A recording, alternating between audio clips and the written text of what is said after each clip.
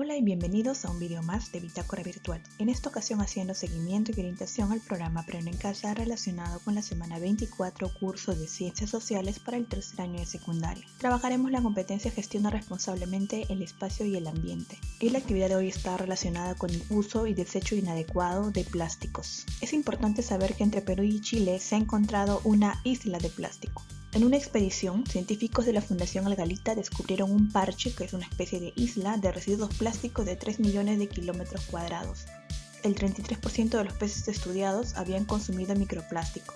El uso discriminado de los plásticos sigue poniendo en riesgo la biodiversidad marina y sobre todo en este caso frente a las costas de Perú y Chile que se encuentra esta isla de plástico. Durante los 6 meses de travesía de los investigadores no hubo un día en el que no se toparan con algún tipo de residuo plástico. ¿Y dónde se encuentra esto? Justo en el giro oceánico, es decir, donde las corrientes marinas forman enormes remolinos que atrapan de manera indefinida y trituran la basura. El 50% de la basura encontrada estuvo conformado por empaques, cuerdas y artículos de la industria pesquera y un 25% por botellas y cestas. Se observó un mayor número de residuos provenientes de la industria pesquera, pero también muchas botellas plásticas y microplástico.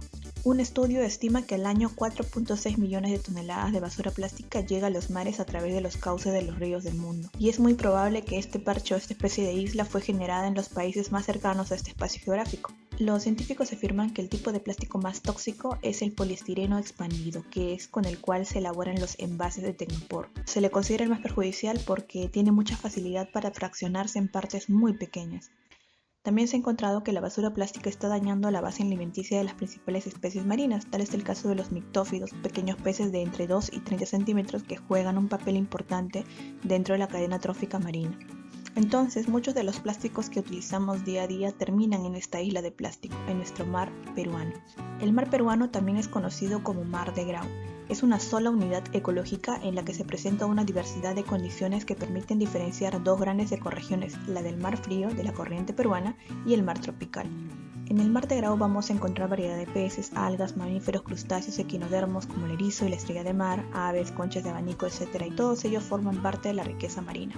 Respecto a las ecorregiones, la primera de ellas es el mar frío de la corriente peruana. Esta comprende el área donde ejerce su influencia la corriente peruana de Humboldt, la cual determina que la temperatura del mar sea relativamente fría.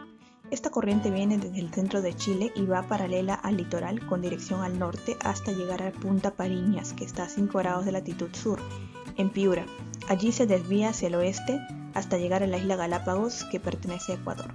Por otro lado, el mar tropical constituye la segunda unidad ecológica del mar peruano y sus características están marcadas por la presencia de la corriente del Niño. El mar tropical se encuentra al norte a los 5 grados de latitud sur y abarca las costas de Tumbes, Piura. Sus aguas son cálidas durante todo el año, tiene menor salinidad que el mar frío, menor contenido de nutrientes y oxígeno, menor concentración de fitoplancton y en consecuencia menor productividad. Por otro lado, las cuencas hidrográficas es el área que recorre un río principalmente, más sus afluentes. Existen dos tipos de cuencas hidrográficas, las cuencas exorreicas, que son cuando estas aguas de los ríos llegan al mar, y las cuencas endorreicas es cuando las aguas de los ríos terminan en lagos interiores o se agotan por la infiltración o evaporación. Respecto a las vertientes, en el caso del Perú tenemos tres: la vertiente del Pacífico, vertiente del Titicaca y vertiente del Amazonas.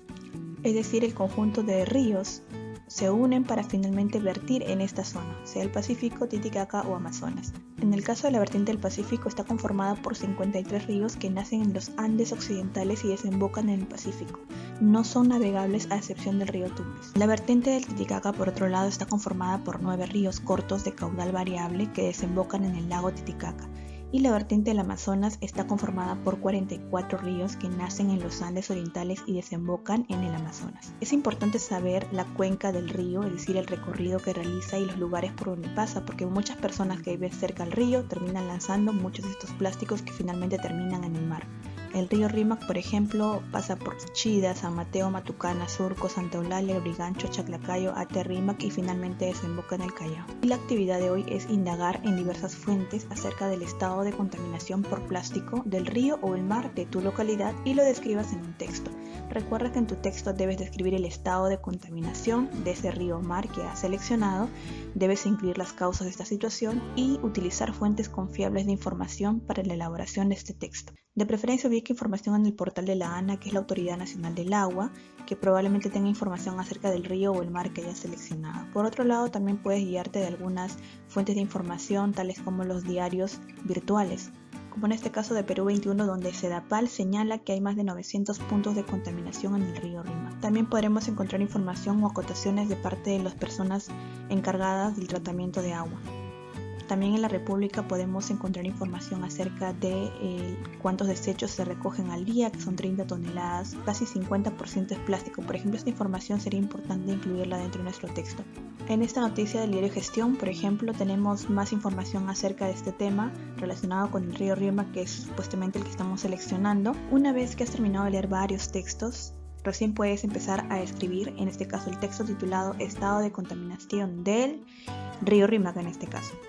Empezamos con una breve introducción. El Perú tiene una gran riqueza de flora y fauna en sus diversos ecosistemas. Uno de ellos son los ríos. Y aquí puedo explicar acerca de qué son los ríos, un poco de lo que es cuencas o vertientes. En mi localidad es muy importante la presencia del río Rímac, que recorre y menciono la trayectoria o la ubicación del río. Sin embargo, se encuentra seriamente afectado por la contaminación de plásticos. Según, y a partir de aquí empiezo ya a describir la situación o el estado de contaminación del río, sus principales agentes contaminantes que vienen a ser las principales causas, ¿no?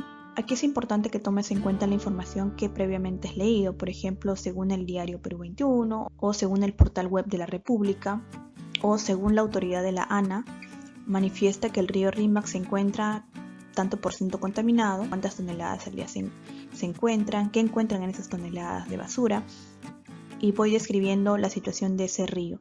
La principal causa de esta contaminación es debido a, y aquí mencionamos los principales agentes que vienen a ser las personas y también algunas empresas que lamentablemente segregan sus desperdicios en el río de manera ilegal. Una vez que terminas este párrafo, terminas resumiendo el texto mencionando el estado del río y las principales causas de manera breve. Y bien, eso ha sido todo por el video de hoy. No te olvides suscribirte si todavía no lo has hecho y déjame saber si este video fue de utilidad a través de los comentarios o dejándome un like. También te invito a ver otras listas de reproducción porque seguramente encontrarás algún otro video de interés. Y mi trabajo terminó aquí, pero empieza el tuyo.